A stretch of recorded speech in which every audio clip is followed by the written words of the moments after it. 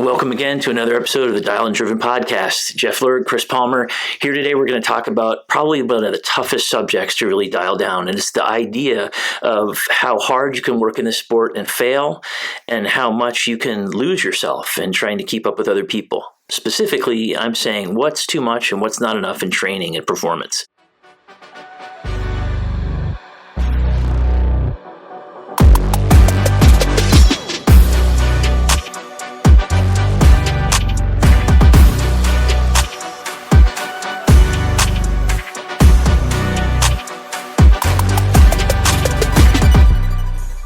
Jeff, do you want to talk anything about that? Any thoughts you have on this whole world? You've been involved your whole life in hockey.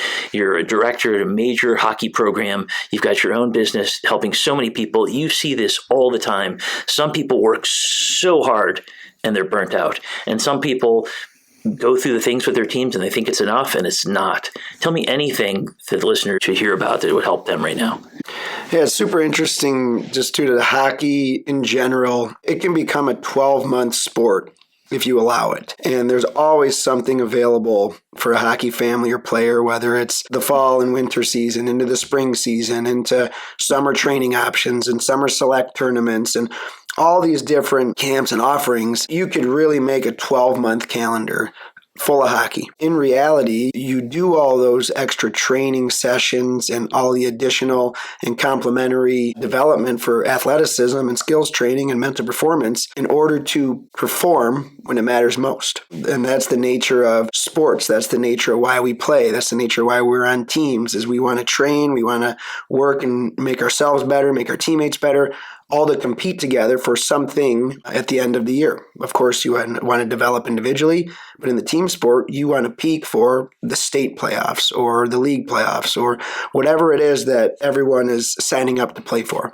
And one of the biggest things I've seen, especially as time has evolved and more offerings are out there, is some of the sad reality of a player or goalie athlete coming to the start of their season and they're just exhausted. The look in their eye at their first team practice in mid-August or early September, whenever it is just a look of exhaustion. And the passion has been lost. And love for you, maybe even as a parent in the hockey world, I'm sure you've experienced that. It's so common, and I understand, because this isn't just messing around. This isn't pick-up basketball in the backyard. This is everything. The people who do hockey, they're putting all this sacrifice in because they're hoping for the big dreams for themselves. If you're parents, you're hoping for the big dream for your kids. That means college. That means, the NHL dream. And it's so hard when you see everybody doing all this stuff. There's so much activity. It just becomes this almost FOMO thing, this fear of missing out. If I don't do this, it won't be enough. And I've known parents that get up at 5 a.m. with their kids, have their kids swimming at 5 a.m, an hour. Doesn't matter what the weather is. Then they have them, going to school. And then after that, they've got them, skating an open skate, like where guys are, couple skating the opposite direction just to get extra ice time. And then they're at practice. And then after that, they've got a skill thing and shooting. And then they shoot in the garage and they got meals made and they're taking their kid home, eating on the way home. He showers at the rink, so he goes right to sleep. He's up at 5 a.m. It's like crazy town. But I understand it. Nobody's trying to hurt their kid. They're trying to do everything they can. But the truth is, everybody has their own balance. Everybody has their own physiology and how they respond. You might respond to weightlifting different than I do, or recovery times are different. So to me, it's finding this sweet spot. And it's so hard because you can't help but compare. And it's high pressure. And everybody feels like if I don't do every single thing, I'm not going to go to the next level. But how can you do every single thing and have a kid who's not just beat down? The true measure for me as a kid, I remember going to our team first week of training or practice, and it was labeled a training camp, right? Because in the previous hockey world, people took a lot of time off and then had to kind of shock their system into the training camp. And it all filters down from the NHL level. That's how, when you talk to past NHLers who played years ago, they always said, I took the whole summer off, and the point of training camp was to get in shape for the season. Now, at the NHL level, those players are training all the time. They might take a week off after the year, and they're training as hard as they possibly can during the course of the summer and off season to be in premier shape for training camp and to get judged and critiqued by the staff. And it's a cutthroat world at the professional level. And a lot of that thinking is then filtered down into the next layers of hockey, whether it's juniors in college and then into youth and then into the really young youth, where, you know, that's where the issues start to occur when we're having these youngsters in that 7 to 12-year-old age range doing just as much training as an NHLer who's already gone through that gauntlet and has already put all those hours in, and his body's mature enough, his mind's been mature enough, and he's working for a job as opposed to just going to the rink and have fun. For me, that's where the biggest talking point needs to be discussed. And what are those layers and how do we appropriately apply them in order to get that youngster up to be at that NHL training camp if that's their premier goal. Of course, don't judge your success on that, but that's obviously you want kids to have some dreams and to look forward to what their future could look like. Yeah, absolutely. So it's really, really hard, and it is kind of a subjective thing, and it's great to have people around you who can kind of see this. So I'd suggest one of the biggest things you could do is listen to your body, because you know when you're beat down. But you also should listen to your thoughts. And if your thoughts are, hey, my buddies are all doing other stuff, my friends are doing other stuff. I know guys in juniors right now who have friends at Michigan State having a great time. And it's hard for them because they look at what they're doing every day, the grind every day, trying to be good enough. Am I going to be good enough? Am I going to keep my gig? And I've got guys who are having a great time, Michigan State, wherever it is. And it's hard because you compare yourself and where you are to other people. Well, maybe that's a desire problem. Maybe that's a burnout problem. I don't know. But sometimes talking about this with your coach, with people you believe in, with a mental performance coach, whatever that is, to try to figure out, is this a physical burnout thing? Is it a mental burnout thing? That's a real thing. But on the physical side, I can tell you, I got a friend of mine who ran in high school. He was awesome. He's one of the most dedicated guys ever. And he ran 9 miles all out 3 days in a row. So just think about that. You'd never have your kid do that. But he wanted it so bad, he thought that would be great. And then he got an injury, which makes sense. So that's the extreme. But the other side is there are kids I have in sessions who sit in tears the whole session. Like I'm sitting talking to a kid and he's just sobbing every time we talk about what's going on because he just feels like he's got to do all this stuff. And the parents love him. They're trying to support him. But sometimes it's really, really easy to push too far. And I think if you're looking out for your kids, kind of read them, see how they feel. If you see they're getting down, you see they're kind of not really in this zone where they're as happy, and maybe ask them some questions, see if you can figure out where they are. And if you're an athlete yourself going through this and you feel kind of burnt, ask yourself, how are you spending your week? And to your point, are you actually doing this stuff with working hard, taking breaks, working hard, taking breaks so that you're ready to peak on the weekends. You're ready to peak for your games. You're ready to be mentally fresh and physically fresh. That's really the balance everybody has to go for. Right. And it's that phrase, work smarter, not harder. Now, that doesn't mean, hey, just do the bare minimum. That's not smarter, because if you want to make it in sports and athletics, and specifically hockey, where that pyramid just gets smaller and smaller, you do have to do the bare minimum and then some. And then you have to have that self-evaluation of, how have I recently been performing? Let's look at that segment of a month. If you started to do some extra skills training or weight training or did some additional development training at home, how was your performance? Did you feel excited to come to the rink? Were you just doing it because your parents drove you to the rink and you had to? Was that passion there and exuded? And did you display that amongst your coaches and your teammates? Like, how did you perform? And I know recently I worked with a goalie who was just playing okay compared to what his ceiling was. I did a lesson with him. You could see his confidence start to build, his speed and recoveries start to become more efficient. And next thing you know, he had his best game on the weekend. And that wasn't a goalie I trained every week at the same time consistently. It was just a one-off, hey, I think he needs a little tune-up, and that kind of shot him back into his high performance. And then it becomes the athlete's job or opportunity to keep doing that again and again. So you have to be aware of what you've been doing, how you've been performing, and it's not just show up and do it 4 or 5 days a week and then go to your practice and then go to the weekend and play 5 games and come back and do it again. At that point, you're just doing it just to say your activity is working toward accomplishment. And it's really not. You have to have that activity be meaningful in your performance. You bring up this great point. It gives us another really actionable, simple thing to take on this podcast, and that's that you're talking about being really intentional. Like not going and just practicing, but actually having an intention, having something where you really want to try to accomplish, and that's why you're doing it. And I know when you're on a team, sometimes you can't have intentions as to what the practice is because the coaches designate that. But you can have an intention in that practice of, I'm going to be giving every single thing that I have, every single drill, every single rush, every single corner battle I have. Having that intentionality going into it is being really conscious of what you're doing instead of just going through the motions. It's a great point. I want to mention that NTDP does a really good job of this. Their goalie coach, I've seen a lot of their goalie practices, and they'll just stop them at what seems like an arbitrary point. Like they'll have ice for hour or whatever. And at 36 minutes, okay, that's enough for today. They'll just stop it. Another day, 22 minutes, that's enough for today. Because they're reading all this stuff. They're reading, what are they trying to get out of this practice? What is the intention of this? And I haven't talked to them, but what is the intention? They clearly have one. But then if they see whatever it is, either they've reached the goal of the practice, or maybe somebody's getting exhausted or burnt out, or they're getting too many shots in a certain way, okay, that's enough for today. It's a really, really smart way, and it goes right to this point of intentionality that you have. The more intentional you are, the more thoughtful you are about this, and then after the fact, like you're talking about, looking at how you performed. Did it work? Did my week of intentionality work? Or was I not intentional at all? Yeah, and exactly. There was one example, one of the athletes years ago, I remember she was not having a strong practice. It was one of the later practices, like an 8:30 p.m. start, so it's a long day. You're up early, you have school, then you got to be prepared to peak for that later ice time, and just wasn't moving on any shot. Every shot was going in, kind of just standing there. So I'm trying to, hey, let's battle, let's compete. And then finally got to the point, hey, what's going on? You tired today?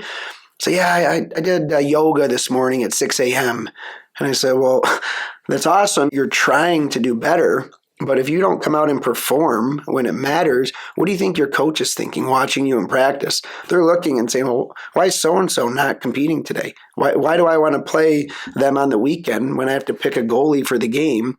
I'm going to judge who I want to play based on their performance, whether that was your previous game or practice. That happens all the time. That happens to youngsters who get up early and they do a workout and they come to the rink and they're exhausted. And then same exact scenario where they're getting critiqued not only by their coaches, but by their teammates. What do you think your teammates think when you come out and kind of blow off the practice, but then your little carrot out there is, well, no, I did the extra training. Well, none of that matters. None of the extra training matters if you don't go and perform it when the time with your team and in your game or practice setting. It doesn't matter. You have to do it with intentionality and with a purpose. And it really is this ebb and flow thing, because I'm sure even in your career, some things worked, some things didn't work. Like for me, I was one of these psychos that ran 75 to 90 miles a week in college. And there would be some practices where I felt like I didn't get enough out of the practice, and I'd go run stairs. Honestly, I'd run 4 flights of stairs at my dorm, up, down, and I'd just do it until I felt like I had what I needed that day.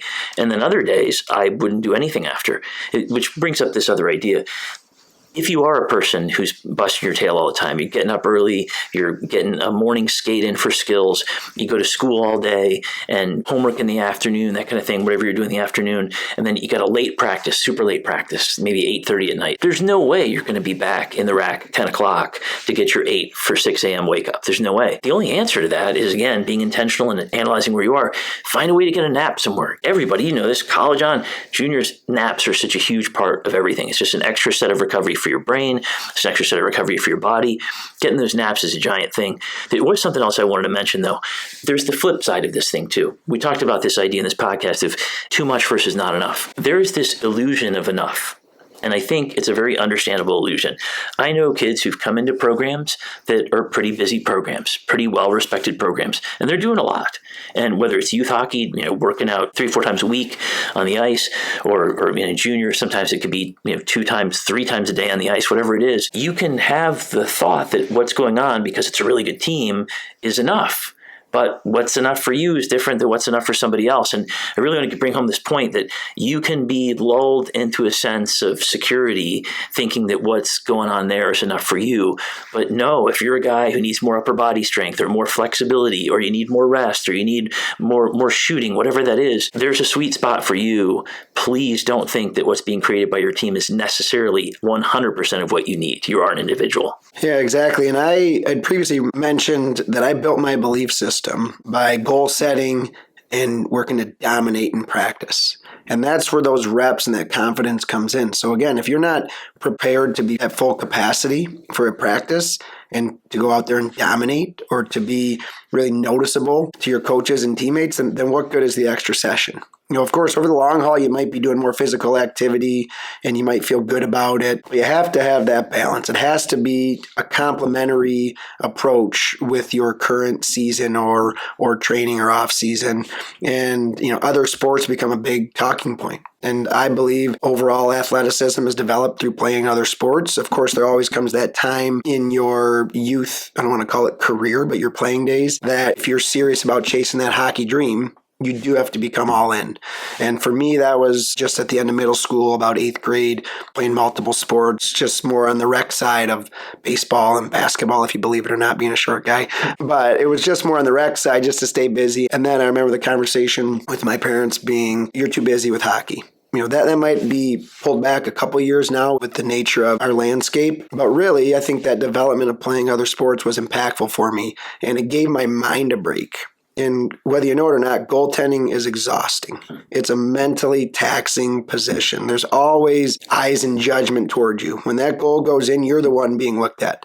They didn't look at the defenseman who got walked or the person who didn't have their coverage. A lot of time it falls back on the goalie. You're the last form of defense. So it's a mentally taxing position. Parents who are in this for the first time and didn't play the position at a high level, it's not well known of how taxing it is on the young athlete. And I know for me, that break in that stress was super important to how I became what I became, because I would have this ebb and flow of peak for the season, kind of take a mental break and play other sports and really work hard off the ice, develop other skills, and then peak again. And I could really ramp up. And I remember being super excited for practice. I told you I wanted to dominate. I remember being super excited when we were in the middle of January and playing against a top team from Canada or another part of the country, because I was mentally prepped for that. And I'd see it all the time. You get to December, there's athletes who are just done for the year. They're exhausted, and because they've done so much leading into it. So working to find that balance of the prime performance when it matters is truly the nature of a little bit of a battle with our landscape in hockey. You mentioned this thing of goalies, and it's so hard for goalies. It's so hard because it's never a goal until it gets by them. It's impossible for it to be a goal unless it gets by them, and it's terrible. It's a terrible thing, and I don't know how many guys have talked to me about just the pressure and how awful it feels, and they hate.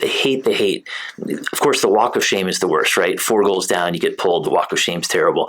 But what's worse than that is when their buddies come up and pat them on the head and say, it's okay.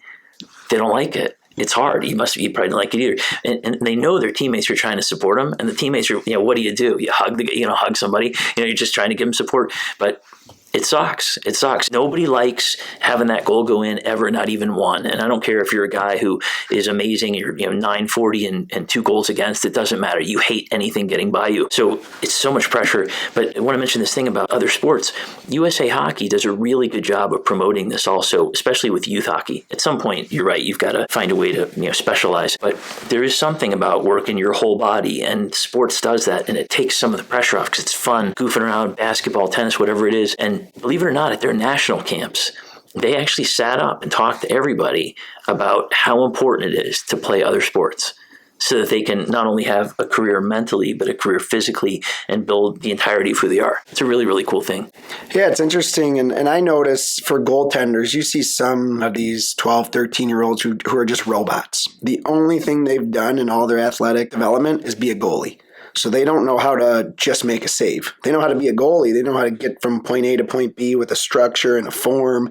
But then when the play breaks down, which it always does, that's goaltending and hockey are not predictable. They don't know how to make a save. They're just trying to get there with the perfect form. And then they look surprised when coaches and teammates are just, find a way. What does it mean, find a way? Well, you just inherently develop this cognitive and athletic ability by doing other things. I think I didn't have pressure to always be at hockey, which was really good for me, but I just loved sports, so I was always keeping myself busy. I was in the garage juggling a ball on a stick or throwing the ball on the roof playing basketball and trying to bounce it 3 times and doing this and that and, throwing the ball off the wall and catching it and just doing all these different little athletic pieces. And I know for sure those helped me become who I was athletically. It was just all this inherent ability developed, but it was all within the nature of having fun, showing up, and then kind of still being mentally prepared and excited to go perform when it was time to go to hockey practice or game. Sebastian Gatto is amazing, and he's so amazingly athletic. He plays for Chilliwack right now. He's an incredible guy. He was on Central Scouting. He's a really good, humble guy, too. But one of the things I love about how he plays, he's so athletic that I say he plays in cursive. And what I mean is you talk about that robotic thing that goalies have. in the beginning, you're learning these, 25 to 50 different movements. But to be able to take those movements and seamlessly go from one into another, and seamlessly go from one into another. So it's not just this, it's this into this into this. And it's like an art form. And I really think when you're a person who has really good athleticism, which comes from playing multiple sports and doing multiple things, it just changes how you play. I remember Vasilevsky, he plays in cursive too. Vasilevsky's amazing. And even that crazy back save it's all athleticism. It's all one move flows into the other. You get such a mastery. So no, I totally believe in that idea of just anytime you can, working out every single part of you. It's just the best way to be strong all around. Yeah, and at the end of the day, the parents and kids growing up, the additional development does need to happen. And that's the line we're working to make from a gray area into black and white. The extra does matter. The extra reps will matter and pay off in the long run. The extra time in the gym, or just the kid getting up, going to the local track and field, doing sprints and jumps and core work, that stuff matters. It just becomes how much is too much. And I know for me personally, I was never sick of hockey. That's why I played all the way till 33 years old, making peanuts in the minors. I just loved hockey. And I was never, as a kid, just not wanting to go to the rink. I couldn't wait for my dad to get home from work and speed in the driveway and pick me up and hop in the rink before I could drive. I was out in the driveway waiting for him. You know, that was me. I just couldn't wait to get to the rink. It was all because there was an ebb and flow of going hard, mental breather, do other things, go hard, and then that development came in a natural progression. There's one thing I'd love to talk about in this intentionality thing. You do such a good job of just being focused on what's possible, looking at what you really want, executing those things, reviewing what works and what doesn't work. But it's interesting on this idea of shooting. You guys will have a net in their garage and they'll go out and shoot. Sometimes I'll work with guys who shoot in their garage because their dad told them. And okay, go do that for 20 minutes, and they'll shoot for 20 minutes. That's almost a worthless session because they didn't want to do it and they're just doing it. No intention behind it. Anybody can slap a bunch of pucks in a net. I've also had guys who want to do it who just shoot in a net. Also not that valuable. But what's really, really valuable is trying to think about what you're trying to accomplish in that shooting session. Are you trying to get better at aiming for the top right corner, top left corner? And also, standing still is almost worthless. It's almost worthless. And I know that nobody has the luxury of having ice at home, and maybe you don't have synthetic ice and it can have your blades out there. It's not going to be exactly the same situation. What you can do is realize that when you're in your game, you're in motion when you're shooting all the time. You're almost never standing still. Sometimes you're right in front of the net, but mostly you're in motion. So any kind of motion, trying to make a shot go where you want it to go. That intentionality changes one session. You could have 50 intentional shots that are worth more than 500 shots. Here's the stop clock is what I'm doing. So back to this idea of this intentionality, it covers everything. It covers everything. And I hope that whether it's parents trying to help their kids, or whether it's kids, teenagers listening to this, guys in juniors, guys in college, guys in the pros who are just, every single time it seems like, where am I going to be in this world? Because even in the pros, it's so hard. There's so much pressure all the time to keep your job. What can you do today? What do you want to do today? What intention do you have to change your game for the better? That's the thing. And some days it's I'm doing nothing because my body aches. I'm going to put ice on. I'm going to stretch. I'm just going to recover. And some days is I'm going to go out on that bike and I'm going to bust my ass for 20 minutes. These Russian guys back in the 90s on the Red Wings, they were known for jumping out on bikes right after the game, 20 minutes. And they're doing it because they knew they might have an overtime somewhere. So they knew they were tired enough. They got that extra thing, but they're intentional. They wanted to do that. So they were up for it. And it made sense. It doesn't matter what it is, whether it's a break, whether it's more work, but please thought behind every single thing and try to keep away from this fear of missing out because everybody's doing something and oh my gosh, I better to do it. Everybody has their own path. Everybody has their own physiology, their own mental makeup. If you can think about what you want, be intentional about it, go for these things, review what's worked and what hasn't worked, rest when you need to work hard when you need to work, balance your life.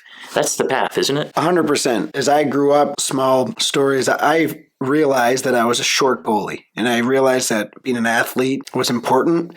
And also being flexible had to be part of my game and part of my strength of my game. So every night I would sit there and stretch for 12 to 15 minutes just watching TV. I made up a routine. I had no one telling me to do it. I had no information that I read. I just kind of was like, oh, this is what a goalie does. This is how I move when I'm out there. So I'm going to try to develop some flexibility in this pattern. And I just did that. And I could see organically how much more flexible I became. And then for me, it became kind of like my calling card. Oh, that Lerg, he's so flexible. So then I just built on it. It all spiraled, that belief. I knew I could do it. I knew what I was doing was working. I could see those results and feel those results. And then for any athlete, it becomes much easier to get up and do that extra work. Because once you start to see tangibly that what you're doing is taking place when it matters, then it becomes a crystal clear ball of what do I have to do to keep driving to that next level. So the biggest point, as Chris mentioned, is be intentional, be a student of the game, work to find that balance. But at the end of the day, if the excitement is lost when it's time to compete, you obviously have to look at your training and your whole calendar and figure out what's not right and what do we need to solve in order to peak for the right time. That's awesome. Well, every week we're going to bring back new things like this. I want to mention to listeners too, when you guys are watching this, listening to this, if there's subjects you want to talk about, things you wish we would cover, we're going to cover these things. Because the intention of this whole thing is this core belief Jeff and I both have that dialed and driven is everything. And it's not about being crazy people. It's about being dialed into the things you want in your life, in your career, in your hockey, how you want to be as a parent, how you want to be as a player, how you want to be in every aspect of your life, dialed into those things and being driven to do those things in a way that makes sense for you. That's what we're trying to get across here. And I think today, this idea of too much versus not enough, it's a great concept and it's the core of everything, not just hockey. Yeah, it's excellent, Chris. Thanks. That'll conclude our third episode. Awesome job. Can't wait to do it again. And listeners, thanks for taking the time and taking part in our podcast. Jeff Lerg! One of the best saves you will ever see, keeps this game alive. Chris Palmer again, the Hockey Mentality Podcast, dialed and driven.